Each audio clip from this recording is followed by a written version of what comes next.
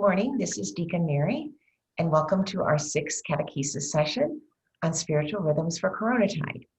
In the last few weeks, we have talked about establishing rhythms of prayer and scripture reading.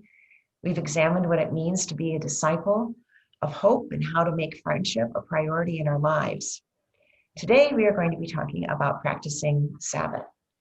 And with me is Laura Howard, who has been completing a pastoral internship this semester with All Souls. And for many of you, she's a familiar face because she has been worshiping with us since the fall of 2017 when she was a student at Wheaton College. And now she's in her second year at the University of Chicago Divinity School. So welcome, Laura. We are going to be starting out watching the video clip in which Justin Early recaps his concepts in his chapter on the Sabbath. And then Laura is going to be sharing with us some wonderful insights that she has, both from Early and from her own practice of Sabbath. Today we're going to be talking about the last weekly habit, which is the habit of Sabbath. And what we're going to find is that in the rhythm of Sabbath, we encounter the rhythm of the gospel. We see in Sabbath that everything important in the world has already been finished by Jesus, so we can rest. There's some really good practical reasons to Sabbath. When I talk to groups of lawyers about taking a day off, I make legitimate arguments from productivity. Whatever you want to be, you're not going to get there by working 24 hours a day, 7 days a week. That's actually how you'll get to a nervous breakdown like I did. Studies show, interestingly, that work productivity sharply declines after about 55 hours of work a week, which suggests that we need rest to be productive for our clients or our customers or our colleagues and not waste time and money. Sabbath also, in an ironic way, helps with planning and deadlines, because when you have to take a day off, you've got to say, okay, I'm not working tomorrow, so what do I need to get done? Whether that's the laundry or a PowerPoint deck or some email to your team, whatever it is, you've got to tie it up so you can take the day off. And this forces deadlines. It's practically useful. Duke Ellington once said, I don't need more time, I just need a deadline. Because work, at least if you're like me, it's like a gas. It's always going to fill the space that you give it. And often containing it to 6 days a week doesn't mean you get less done. It just means you actually get something done. So I say all that. But all of that, that's nice. It barely scratches the surface of what Sabbath really does to us. What we're really doing when we Sabbath is we're confronted by a new identity. Here's how. In order to take a day off, in order to really stop your work for one day, you're going to have to reduce the idea of your importance. You're going to have to get comfortable with the idea that the world will make it for one day without you on email, or the world will make it for one day without you posting new content. You've got to get comfortable with the idea that your family is going to be fine if you postpone the errands. You've got to get comfortable with the idea that you actually really cannot finish it all. You can't. And this is so useful to realize. You know why? Because that's how reality is. You can't. We can't. We're small, limited, finite human beings who, when we pass away, people will forget our names. But the beauty of Sabbath is that when we rest, we are forced to turn our identity to a God who on the cross said, it is finished. And he's the one who tells us, actually, our names are written on his hands. And the most important person will remember our names. Which means that to lean into the practice of Sabbathing is actually to lean into the center of the Christian faith. That we are saved by something that someone else did. Something that we couldn't do. That's the message of grace. We can finally rest because God is the main actor and we aren't. Now, the practice of Sabbath is going to look really different across jobs and across life stages. So my biggest piece of advice is that Sabbath takes practice. You really have to work on it. You really have to work to find that rest.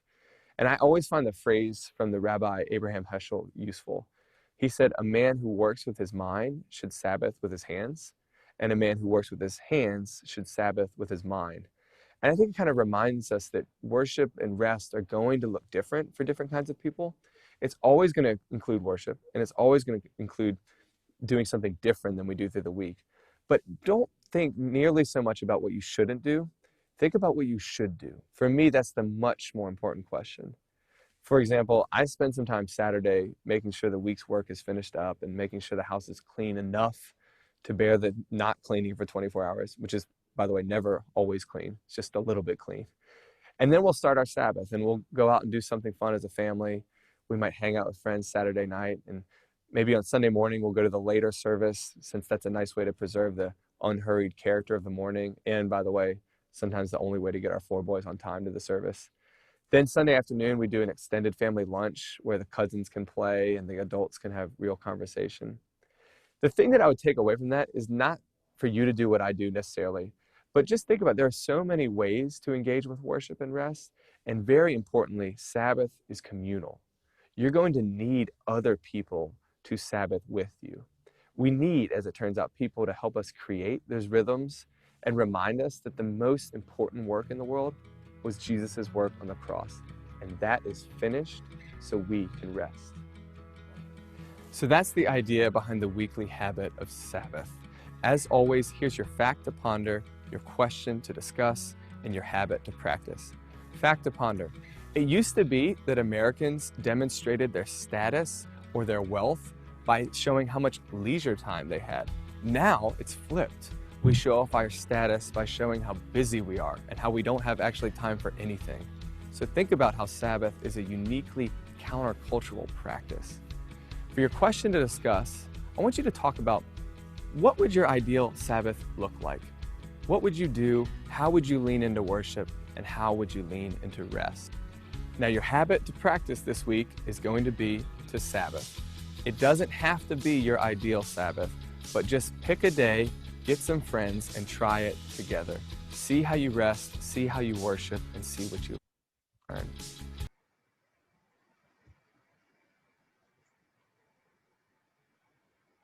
Hi, this is Laura. Thank you for having me to share with you today. I think Justin Early is absolutely right in saying that practicing Sabbath keeping confronts us with our identity as finite creatures, the reality that we can't ever finish it all, that God is the primary actor in the epic of creation. It's a practice in conceding control I don't actually have. The invitation to Sabbath is a reminder that God knows we're not finishers. It doesn't bother him that we're not finishers. He created us that way. So our need for Sabbath and rest is no reason for shame. It is right and a good and a joyful thing to need to rest, to submit to our God in trust in the practice of Sabbath. What enables us to practice the Sabbath is the faith that reality is how God sees it, with him as the one who finishes everything that needs finishing.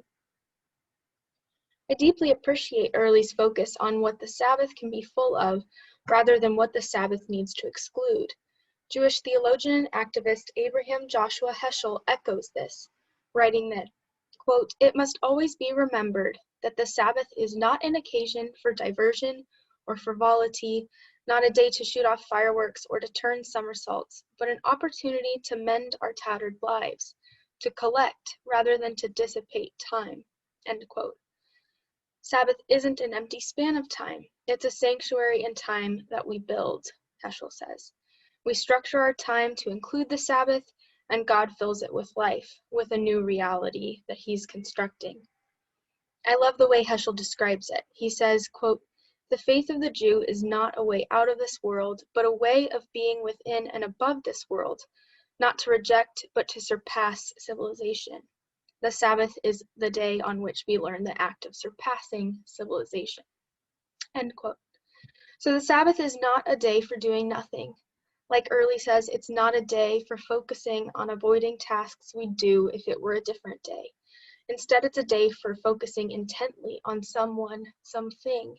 It's a day for learning to, with God, manifest the kingdom of heaven on earth. So what does that mean? Heschel helps us again here. Quote, "It is a day in which we reclaim our authentic state, in which we may partake of a blessedness in which we are what we are, regardless of whether we are learned or not, of whether our career is a success or a failure.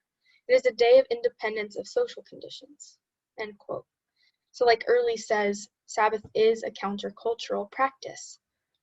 What in our civilization needs surpassing, then? What social conditions in our lives need ignoring? I didn't manage to practice keeping the Sabbath until I came to All Souls. I'd tried to Sabbath on Sundays, but I couldn't find anyone to Sabbath with on Sundays, as a lot of my friends while I was at Wheaton College would spend Saturday doing fun things or procrastinating, and Sunday catching up on homework. I didn't want to spend Sunday reading alone, because that's my job, and I didn't want to spend it on a screen. And so I spent the first 2 years of college despairing over my inability to keep the Sabbath and my lack of community with whom to keep the Sabbath. It was Lydia Griffith who talked me into going to All Souls, and I rode with her to church my first Sunday. And then I rode back to campus with her and the other students she'd driven, and we met up in the cafeteria with the other cars of students who'd gone to All Souls, and we shoved a bunch of tables together and had shared conversation about the teachings that morning in the sermon and catechesis. And when the meal came to an end, other students made plans to meet up later in the day, to go for a walk in the marsh, to play board games, to read poetry aloud to one another, to eat together again in the evening. I soon realized that this, Sabbathing together, was a regular rhythm among the students who went to All Souls. It was Lydia Griffith, Paul Cardillo, George Turkington, Julia Primuth, Jerusha Crone, who taught me that collectively we could, in Heschel's words, quote, look to the Sabbath as our homeland, as our source and destination, end quote. Sabbath spent like this really did feel like heaven on earth, an inbreaking of peace, passing understanding, come to settle on us, our little monastery of sorts. But Lydia also taught me that Sabbath is not only for me and those I call my own. Her personal rules for Sabbath keeping include, first, not doing anything on her to-do list, and second, although she wouldn't rake her own leaves, she would rake someone else's. I watched Lydia practice Sabbath by telling people she had time for them. She lived Sundays independent of social conditions, not willing to cater to the artificial social divisions constructed within our church, our college, our town. She'd bring folks some might consider on the fringes of our community to the cafeteria to join us for lunch after church. She'd make friends with a hoarder, help her clean out her home in the hopes that her husband would be willing to move back in. I saw her surpass civilization in the ways she crossed boundaries I didn't even see until I'd seen her cross them. And then I noticed the way Lydia infused her whole week with the reality of Sabbath. She'd get dinner with me and ask me caring questions until we were the only people left in the cafeteria. She'd rake leaves off campus for people who needed it. She's one of the busiest people I know, but at the same time, the word busy feels like the wrong way to describe her life. A better description would be, I think, life to the full. I like to think of the church as the place where we learn to experience the kingdom of heaven anywhere on earth. And to keep the Sabbath, then, I believe, is to learn to experience the kingdom of heaven at any time. Sabbath in Corona tide, however, feels particularly difficult for me to practice. How do I rest from work when my bedroom is also my office? How do parents home with their children all day make Sabbath any different than a Tuesday? How do we do Sabbath communally if we're living alone? Or while the people we're able to see in person is so limited? Or while the precautions that need to be taken in order to gather safely feel so exhausting we wonder if it's worth it?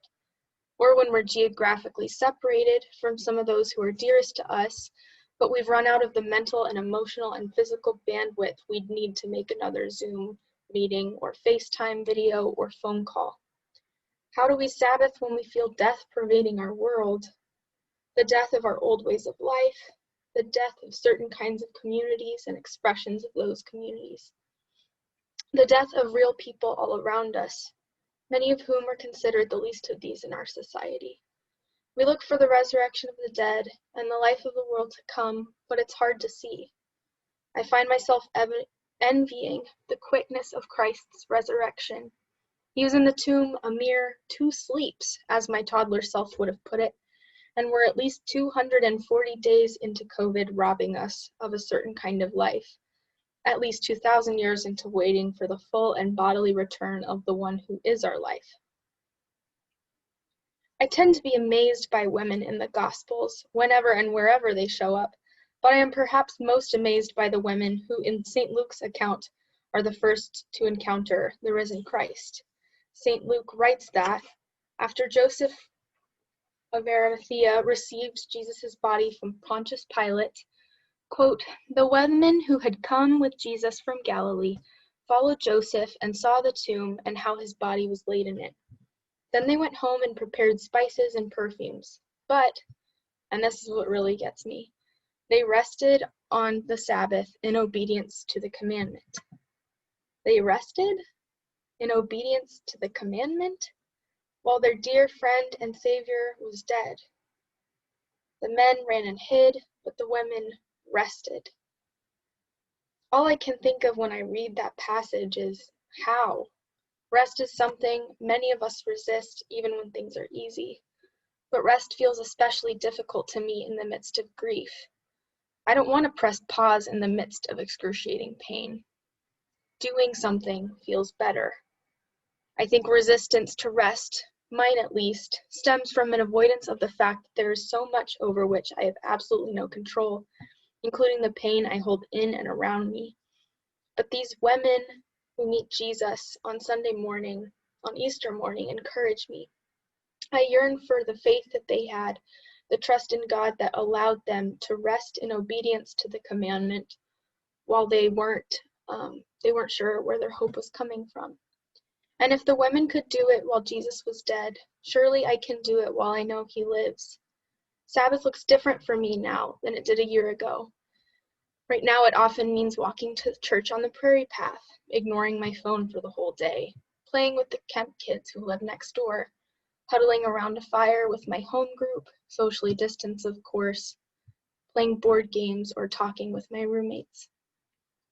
It's harder than it's ever been for me to practice, but it means more to me than it ever has, as small and limited as it feels, compared to my absolutely luxurious Sundays while I was at Wheaton College. I'm finding Sabbath has even more to teach me when rest doesn't come easily. Practicing Sabbath is an act of rebellion against the pull of death and division in our world, an embodied insistence on creation's impending resurrection, a reminder to us that we belong to a cloud of witnesses to the hope God offers us across space and time, even as he asks us to be still. So I encourage you to practice the Sabbath this week, if you don't already or haven't lately.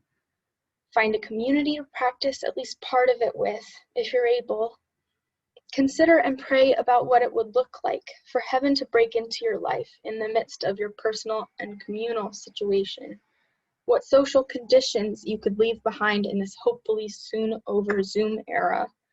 What divisions in your communities you could work to mend even across the gaps caused by geography and masks and social distancing. What cultural norms are worth surpassing. Whose leaves you could rake. Whatever you do this week, and however you are able to incorporate Sabbath practice into your life, may God's rest become a sanctuary from the darkness around you. May heaven on earth be your homeland, your source and destination. Thanks for listening today.